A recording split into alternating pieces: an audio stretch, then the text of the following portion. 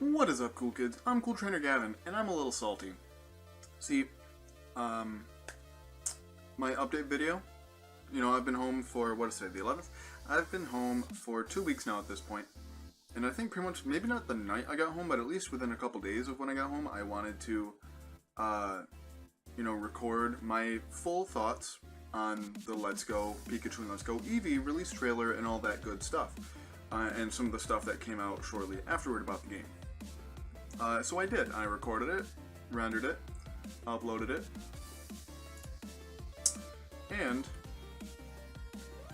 Nintendo cucked me worldwide. Not once, not twice, not 3 times, but 4 times. So, instead I'm just going to redo this video. I figured, with all the editing out of some footage that I had to have done, it just wasn't going to be an enjoyable video.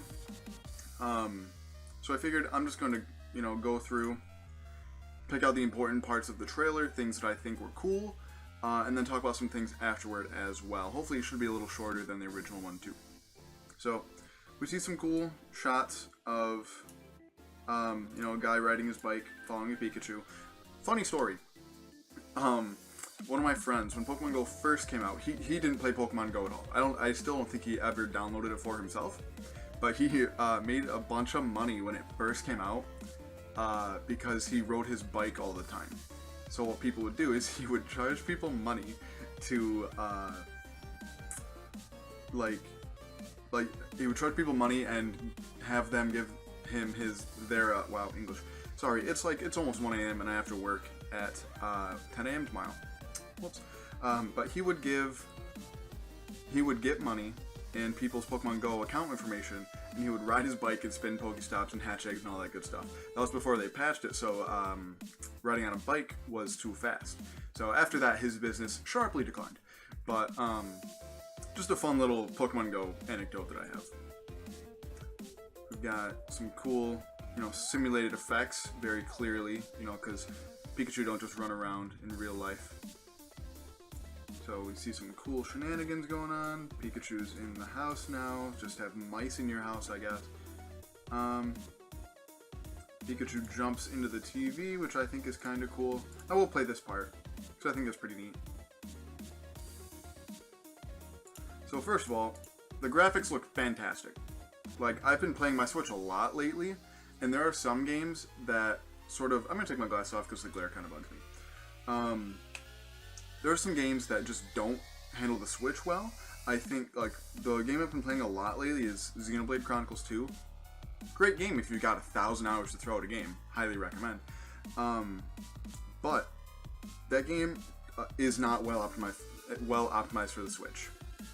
It has rendering issues. It's got, there's a fast travel mechanic in the game. When you use that, it takes a solid 2 to 3 seconds for all the textures to render in. Which, isn't a gigantic problem. I personally don't care, but, it just bothers me because, yeah, it was one of the... I think it was a launch game for the Switch, or at least close to it. Excuse me. But, obviously the developers should have known the hardware specs ahead of time and should have accounted for that so those kind of texture issues don't happen. I really hope that happens with this game because look at this, these textures look beautiful. Especially, let me find him. I need to find my guy. Wait. There's the science guy. There's the technology's amazing guy. That's not the guy I was talking about, but where is he? Where's my man? Where's Samuel? Nope, we passed him.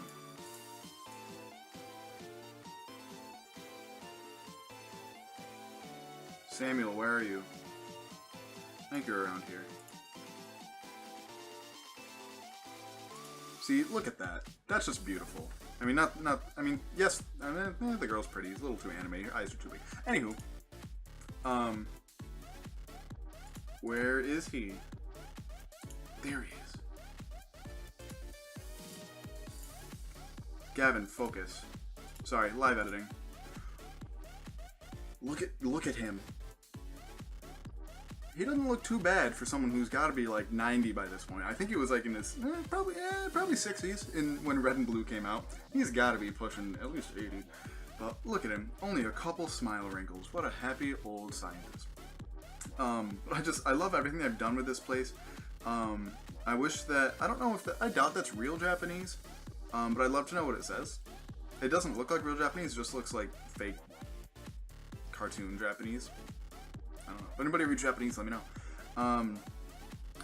But just some of the features that I thought were pretty neat. There's obviously a big change is that Pokemon are going to be in the overworld, which if people can find a way to randomize this game, I think that'd be hilarious. To just see Mewtwo's walking around Viridian Forest.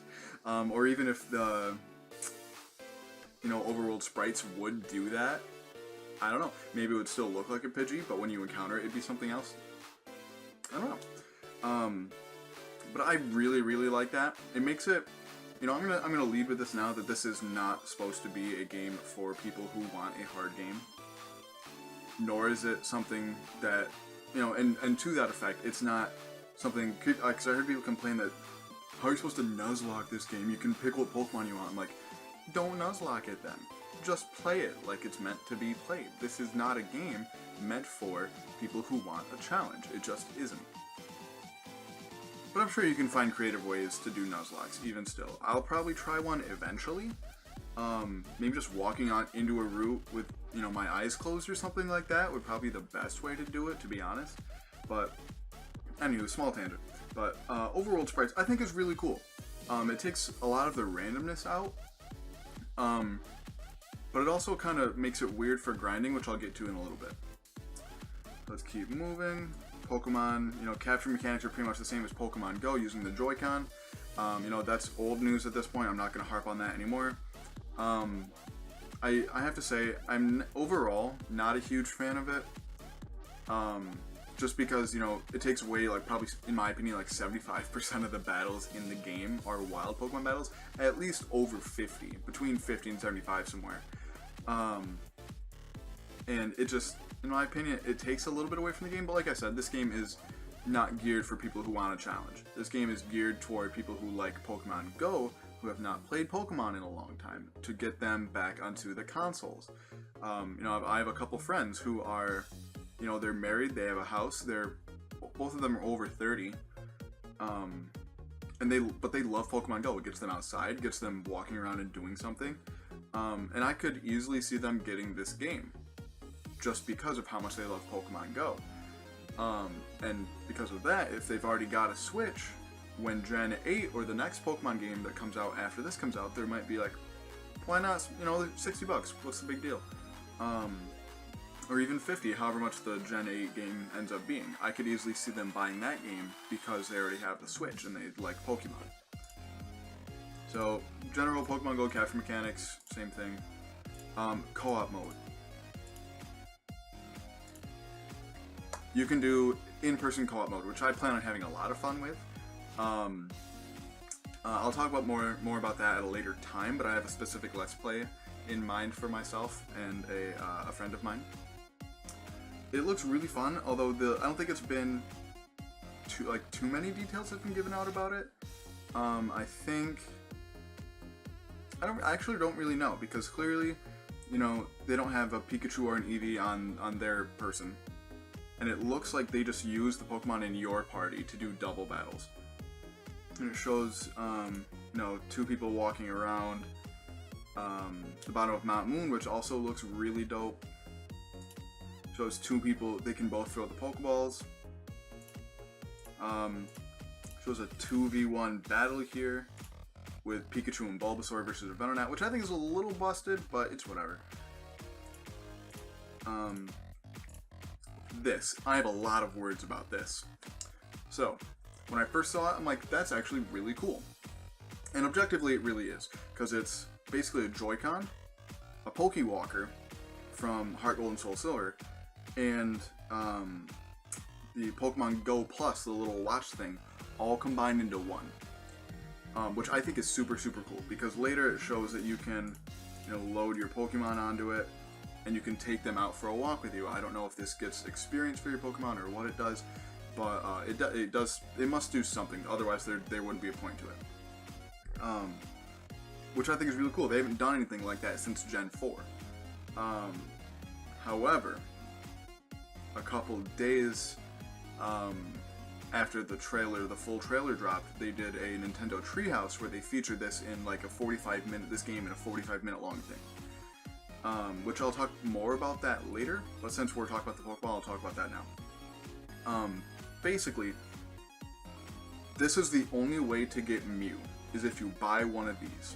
Even though you can transfer Pokemon from Pokemon Go to this game, there's one Pokemon out of the 151 that you can't do it, and it's Mew. Because the only way to get Mew is because of this, which I think is dumb. Like, if you put in the legwork, I finally caught my Ditto that I need for the Pokemon Go research shit for Mew. That took me literally like 3 months to find one. I had like 3 of them already, but apparently those don't count. But anyway, this is basically locking Mew behind a paywall. I plan on getting this anyway, so I don't personally care, but like, that's just so stupid, and like, it's a really slippery slope for Nintendo to be going down for like microtransactions, which I think just, it made so many more people mad. Like, obviously there's still gonna be people that buy it, so Nintendo really doesn't care. But a lot of people were really mad about it, and it got a fair amount of bad press within the community. So that's just my thoughts on it. I think it's just not a smart move. Just don't do anything with Mew at all. Let people transfer it from Pokemon Go. You did a big special thing in Pokemon Go for it. Just let people do that. I don't see the problem there. If you wanted to, because at the end of the trailer, we see that, there's going to be a brand new, never before seen Pokemon in this game. Put that in there. That will sell you your Pokemon Go Pluses, or Pokeball Pluses, or whatever the hell this thing's called. But that will sell these. Guaranteed. Mew just makes people mad, especially when you already have one in Pokemon Go, but that's the one Pokemon that you can't transfer because you have to pay for it instead. So it's, it's whatever. Nintendo, like I said, they're a big enough company that they don't really care what people think. People are still going to buy them. So anyway, Pokemon Go connectivity. You can send Pokemon from Go to this to Pokemon Go Park, where you basically choose to catch the Pokemon or not. I think I can find it in here. Basically choose to find or to catch the Pokemon. You can talk to them and things in the Pokemon Go Park without transferring them, but once you catch them, I think, you can also send presents from Let's Go to Go, but you cannot send Pokemon, I don't believe. If somebody knows better, correct me if I'm wrong, but riding Pokemon, that looks super dope. I got me thinking what Pokemon you'll probably be able to ride, because clearly we see Lapras. We see in the next little scene, I don't want to play too much of video in a row, otherwise I'll probably get copyright claimed again, and I'm not trying to do that. We see Lapras, Onix. Next scene we get Charizard. I would think maybe Snorlax, you could like be on its back or something like that. Other than that, there's not a ton of like just really big Gen 1 Pokemon. Maybe you could ride on Pidgeot's back, maybe? I don't know. Obviously Gyarados you can ride in the water. I wonder if you'd even be able to have like Lapras or water type Pokemon that need to swim out with you on land. That'd be an interesting thing.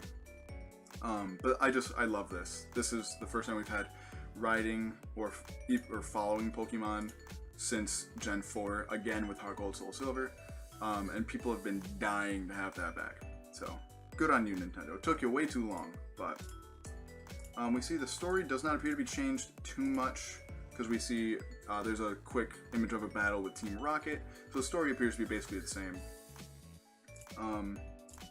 You end up fighting Mewtwo, which looks super hyped, although, if you look, it's kind of glitchy. See, it does say at the beginning that game footage is not final, and I hope that this, whatever the hell this is, gets fixed. So Pikachu, Let's Go Eevee, received a present, you'll meet a special Pokemon. So like I said, never before seen Pokemon. And release dates are November 16th, 2018. So just like it's July. How many months is that? Math, it's 1 a.m. 1 month. 2 months, 3 months, 4 months, 4 months away. Wow. Is there anything else? No. So let's go just switch over to some stuff from the Treehouse that came out. What day was this? June 12th. This trailer dropped. I don't remember what day. Doesn't really matter.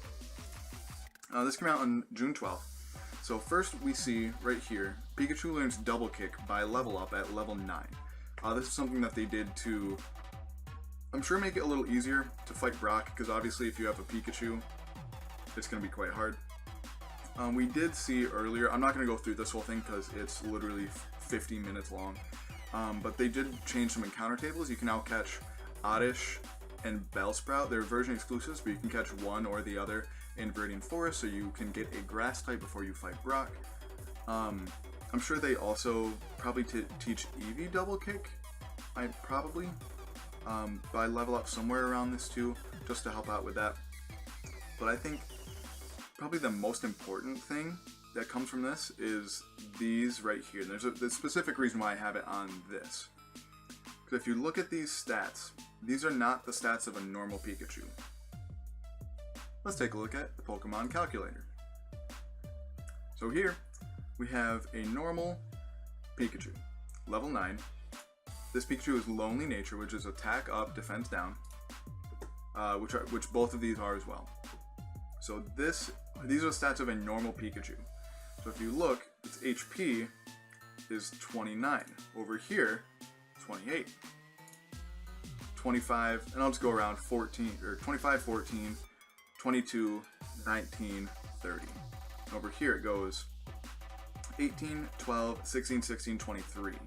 So especially in the speed stat, they are a lot different. You could potentially chalk that up to EVs, but if you look, even if you max out Pikachu's EVs right here, it still doesn't hit that 30 speed. And the odds of it being max EVs in anything at level 9 are really bad. Really, really low. So over here, and full credit to A-Drive, he's the one whose channel I first saw this on. But these are what potentially could be the proposed new base stats of the starter Pikachu. I don't think they're changing it for every Pikachu, but doing it for the specific starter Pikachu, the same way they sort of did with the Eternal Floette, which has different base stats than a normal Floette. So increased stats in all of its base stats are gone up by at least 10. I think HP is the lowest, goes up by like 10. Attack and special attack and speed get a very significant buff.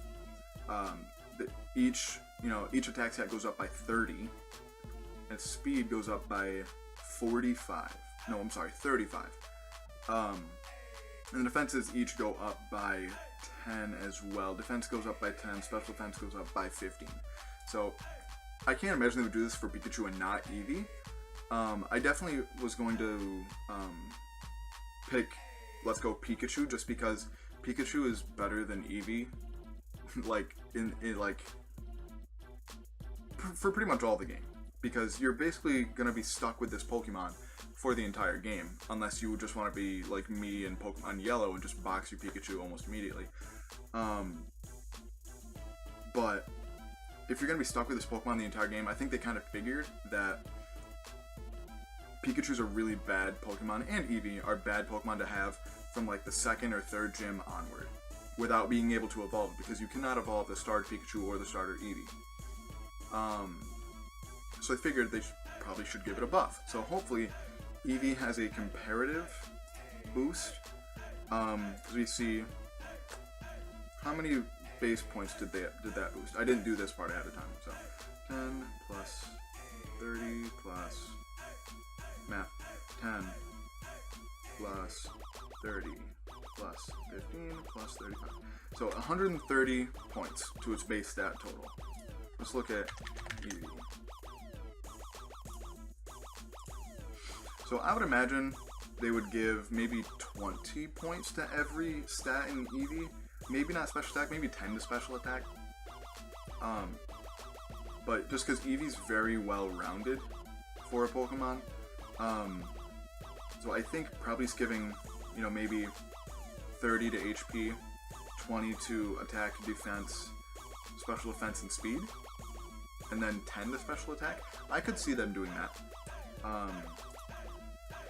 Just to make it a general. That'd be a reasonably bulky Pokemon to have early game with, 85, 70, 85 defenses. That'd be pretty good, honestly. That's not a bad bulky Pokemon. But that's just my thoughts. Let me know what you guys think down below. And let me know which one of these games you'll be getting. I'm still kind of on the fence. I was pretty dead set on Let's Go Pikachu, but if they are going to buff Eevee, I might just get Eevee. Just to see. I mean, I'll probably end up getting both eventually. But, oh yeah, the other big thing, you may see if they talk about it at the end. Maybe at the end. They talk about the Pokeball Plus. There's basically a bundle. You can get the game and the Pokeball Plus for, I think, $99. Saves you $10 between buying the game and buying Pokeball Plus separately. I might do that. I might not. I'm not sure yet. But, I'm gonna get out of here. It's 1:15 a.m. and I need to work. I'm actually be at work in less than 9 hours. So, thank you very much for watching. Let me know which of these versions you'll be getting. Comment November 16th. Did I say 16th or 18th? I think it's 16th. Tired brain. But, I'm gonna get out of here. Thank you so much for watching. If you enjoyed this video as much as I did, please like and or subscribe. Follow me on Twitter at CoolTrainerGav. And until next time, smile later.